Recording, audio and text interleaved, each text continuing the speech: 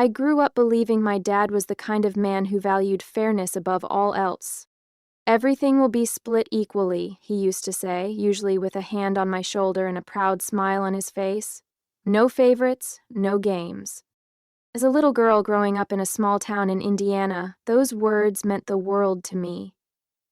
I wasn't the loud one. That was my younger brother, Aaron. He was the golden boy, charming, athletic, always the center of attention.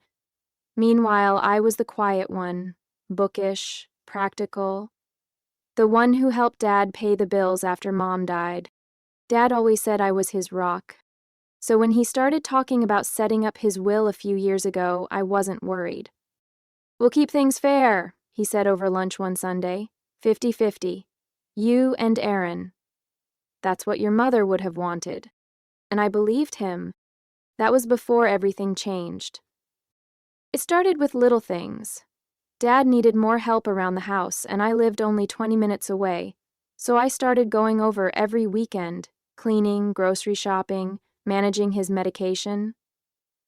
Aaron, meanwhile, was living 2 hours away, in Indianapolis, chasing some startup dream that never really took off. But whenever Aaron visited, which was rare, he'd come in like a storm. Loud, funny, arms full of gifts, laughing with Dad like they were best friends. And suddenly, all the work I had done faded into the background. "Your brother's just got that spark," Dad would say, brushing off my frustration. "You've always been the steady one.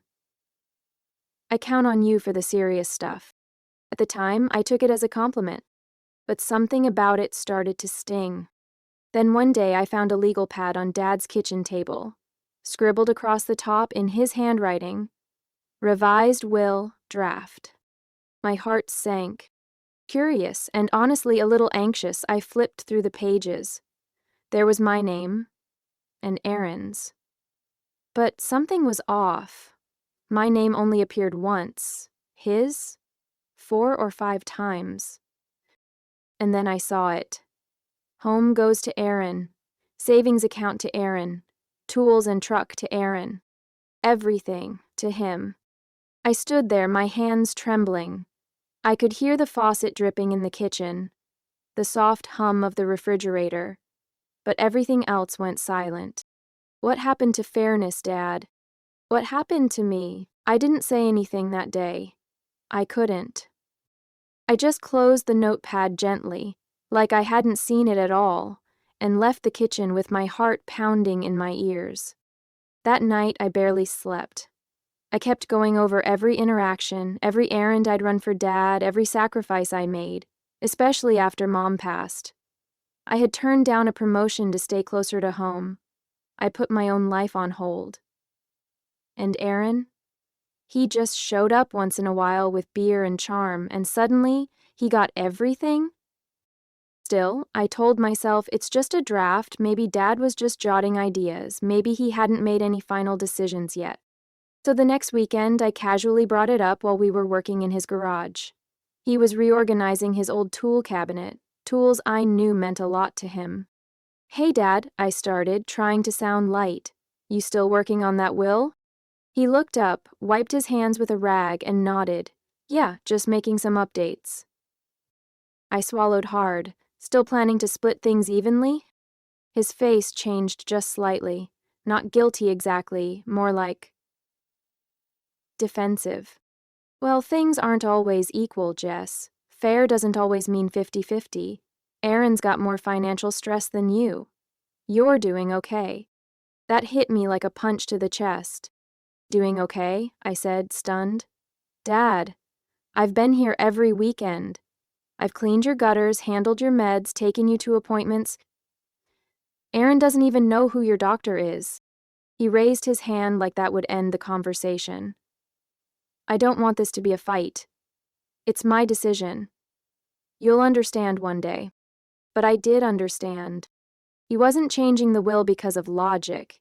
He was changing it because Aaron had always known how to make himself look like the hero.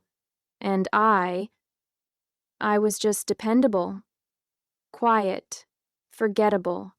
Still, I didn't push it.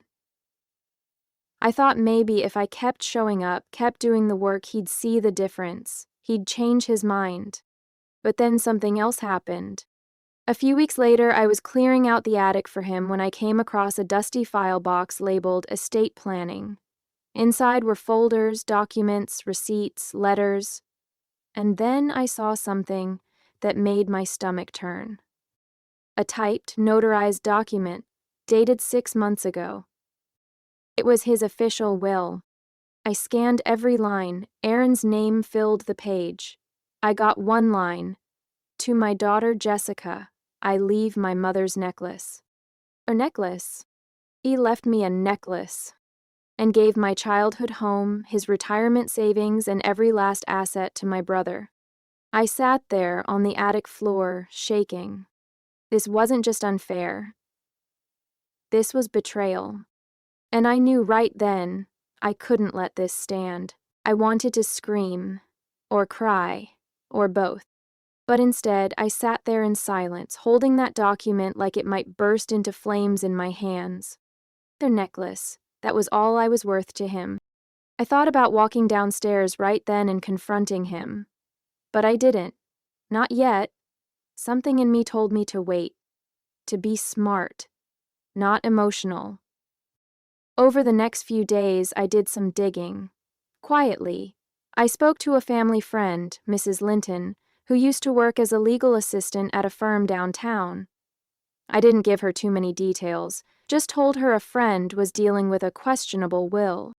She told me, once a will is signed and notarized, it's legally binding, but there are ways to contest it, especially if you can prove undue influence or declining mental capacity. That got my wheels turning. Dad wasn't sick, he wasn't losing it, but he was vulnerable, lonely. And let's be real, he had always had a soft spot for Aaron. A dangerous soft spot. Still, I didn't want it to come to lawyers and courts. I wanted to believe there was a chance to fix this the right way. So, I asked Aaron to meet me. We met at a local diner, one of those spots we used to go to as kids after school. He looked surprised when I called, but agreed. He even gave me a smug little grin when he sat down across from me, like he already knew what this was about. Let me guess, he said, sipping his coffee. You found out about the will. I blinked. So, you knew? He leaned back like he was settling into a story he'd told himself 100 times. Yeah. Dad told me a while ago. Figured you'd find out eventually. Look, Jess. I didn't ask for any of this. He made the decision. I stared at him. You didn't try to stop him? He shrugged. Why would I? I'm the one with 2 kids and a mortgage. You don't even have a family. I clenched my jaw. You think that means I'm less deserving? He leaned in, voice low. I think Dad's doing what makes sense. And maybe you need to stop playing the victim and just accept it. That was the moment something broke inside me. Not because of what he said, but because of what it revealed. He didn't feel guilty, not one bit. And Dad hadn't just made a quiet decision. He had discussed it with Aaron. Planned it. Behind my back. That's when I knew. This wasn't just favoritism. This was a setup. A betrayal. And neither of them ever expected me to fight back. But that was their first mistake. Because I wasn't just going to roll over and accept this. I was going to get smart. I was going to dig deep. And I was going to make them regret underestimating me. That night I drove home in silence, but my mind was racing. For years I had let things slide, let Aaron take up all the space, let Dad believe that I didn't need much, didn't ask for much, didn't deserve much. But that ended now. I started by documenting everything. Every errand I had run, every appointment I'd scheduled, every dollar I'd spent on Dad's behalf. I pulled up emails, texts, receipts, bank transfers. Then I made a call to a lawyer in Bloomington. Someone Mrs. Linton recommended. Her name was Melissa Grant.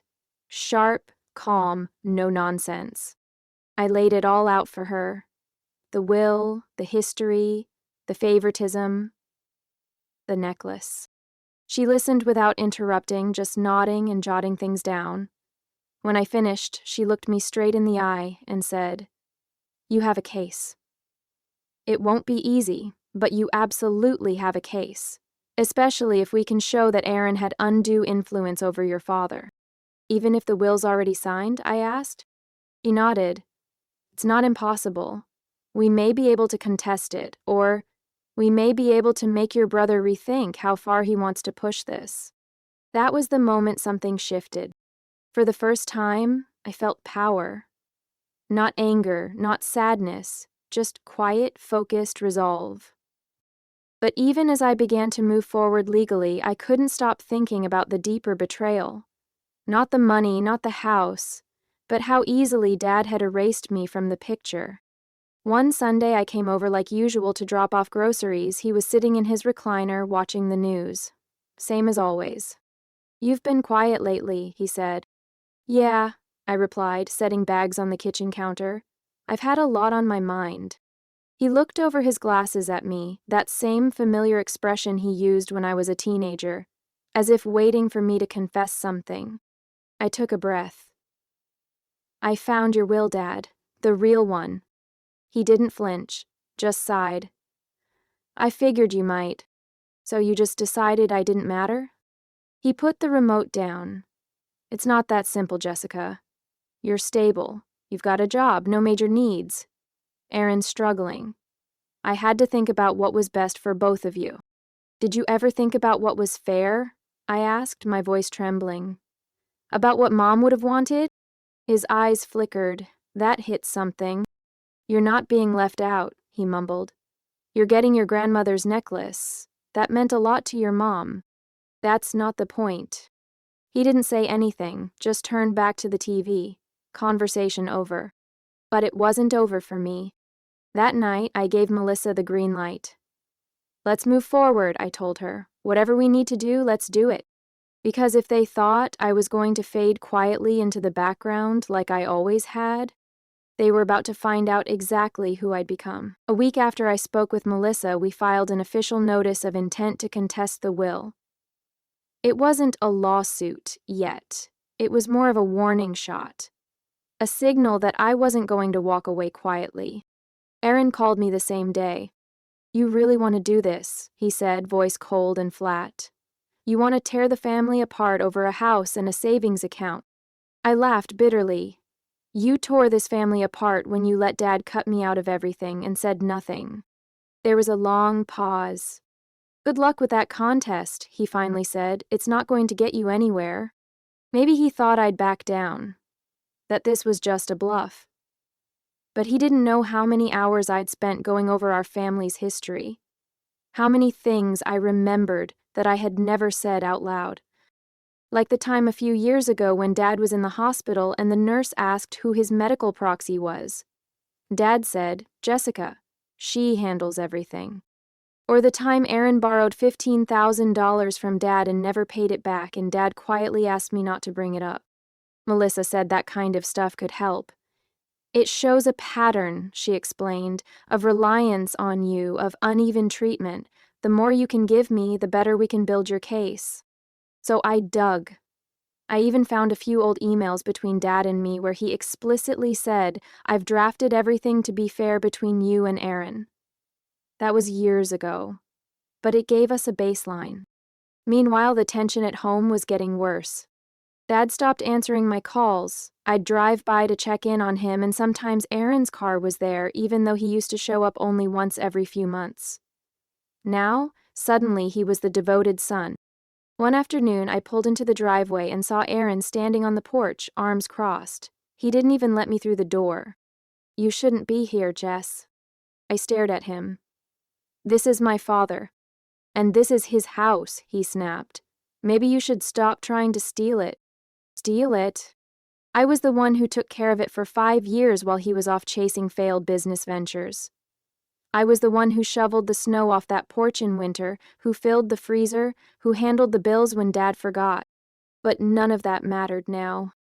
The next day, Melissa called me with an update. Aaron's lawyer reached out. They want to settle.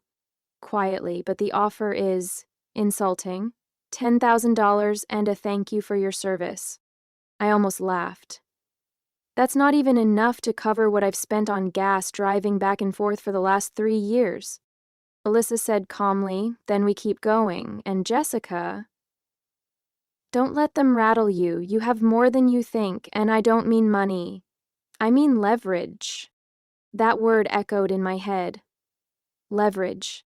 Because maybe this wasn't just about fighting for my share. Maybe it was about finally rewriting the story they had forced me into all my life. Melissa was right. I had leverage. And once I realized that, I started to see everything differently. Aaron and Dad had built their little plan assuming I would stay silent, that I'd keep playing the role of the good daughter, the one who takes care of things but never asks for anything. They weren't ready for the version of me who said, no more. Over the next few weeks, we kept collecting evidence. Melissa brought in a forensic accountant to review Dad's financial records. That's when we uncovered something I hadn't known. Aaron had been getting loans from Dad every few months, totaling nearly $40,000 over the last 3 years. It wasn't just favoritism, it was a pattern of financial dependency. We also found a few witnesses, neighbors and friends, who confirmed that I was the one taking care of Dad. One neighbor even wrote a letter saying she barely saw Aaron and that I seemed to be the only person consistently involved in Mr. Hartley's life. Each piece added weight to my case. Meanwhile, Dad stayed quiet. He didn't call, didn't text. I heard through a cousin that he was heartbroken over the conflict, but to be honest, that felt like emotional manipulation. He wasn't heartbroken when he rewrote the will. He was only heartbroken now that it wasn't going smoothly. Then, something unexpected happened. I got a voicemail from Dad one afternoon. Jessica, I think we need to talk, just us, no lawyers. I played the message 3 times. His voice sounded tired, worn down, maybe even scared. Melissa warned me, be careful. If he's calling you now, it's because he's feeling pressure. That means something's shifting in our favor. Still, I agreed to meet. We sat in his living room, the same one I had vacuumed, dusted, decorated for holidays. He looked older, thinner, more fragile than I remembered. I didn't want it to come to this, he said quietly. Neither did I replied, but you gave me no choice. He nodded slowly. I thought I was doing what made sense. Aaron, he's always been a little lost. I figured this would help him find his footing. And what about me? I asked. You thought I'd just take the scraps and smile? He looked down at his hands. I underestimated you. That was the most honest thing he'd said in years. I waited, hoping he'd say more, apologize, offer to fix it. But he didn't. He just sat there, lost in his own thoughts. That's when I realized he wasn't ready to change. But the world around him was forcing him to. Because the will wasn't bulletproof. Because I wasn't backing down. Because for once, I had the power. And I was finally learning how to use it. After that meeting, I didn't hear from Dad for a while. No follow-up call, no apology. Just silence. But Melissa called me 2 days later with news that told me everything I needed to know. Aaron's attorney just made a new offer, she said. They're now proposing a 50/50 split of the estate minus the house. They still want that to go to Aaron. I laughed out loud. So, they want to look generous while still giving him the crown jewel? Exactly, Melissa replied. But this is a good sign. They're bending. Which means they know you have a real shot. I could feel the tide turning. But still, I couldn't let them off that easy. Not after the way I'd been treated. Not after the humiliation, the gaslighting, the years of being invisible in my own family. I told Melissa, we hold the line. We go all the way unless the offer includes an equal share of everything, including the house. And that's when I decided to take one last step. I wrote my dad a letter. A real one, with a pen. On paper. I told him how I'd spent my adult life trying to earn his respect the quiet way. How I'd always believed that if I just kept showing up, kept giving, kept sacrificing, he'd finally see me the way he saw Aaron. I told him how it felt to find that will, to see my name reduced to a single line beneath decades of service and loyalty. And I ended it with this: "You promised fairness. That's all I ever wanted. But when you changed the rules, you forced me to fight for what you should have given freely. I will not apologize for that, and I will not be erased."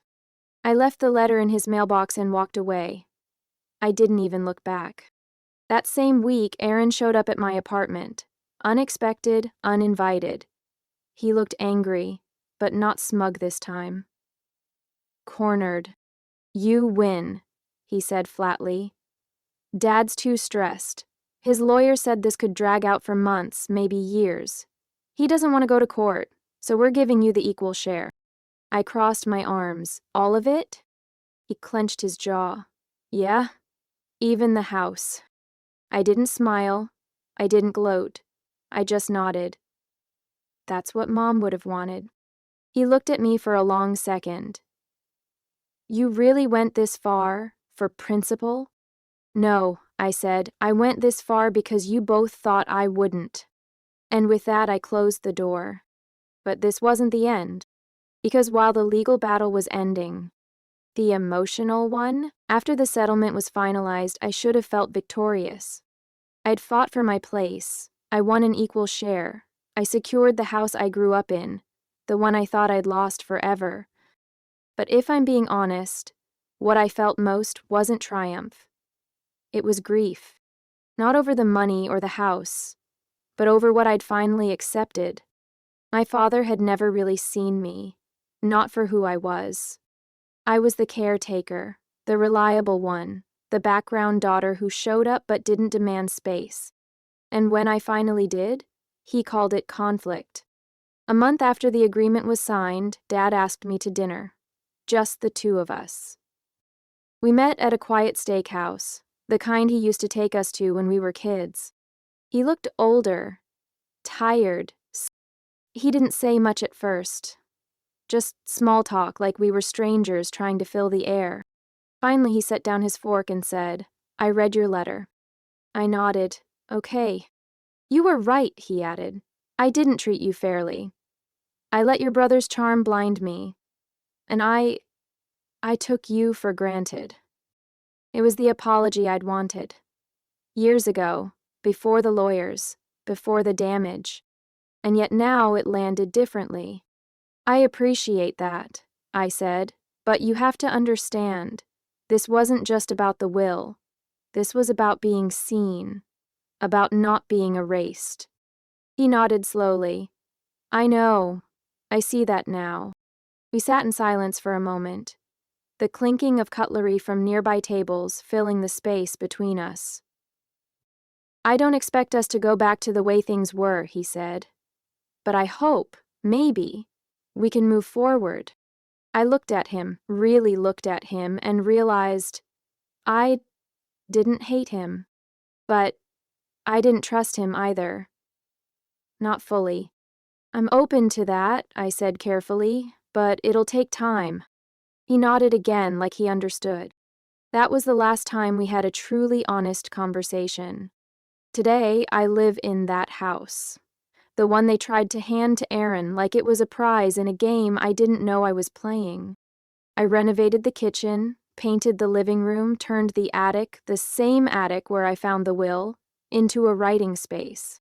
Sometimes I sit up there and reflect on everything that happened, how I found my voice in the middle of silence, how I became someone who could stand up, even when it meant standing alone. And now, when people ask me about my family, I keep it simple. My brother and I don't speak. My father and I are working on it. But me, I'm finally whole. Because in the end, it wasn't just about the inheritance. It was about finally inheriting my worth.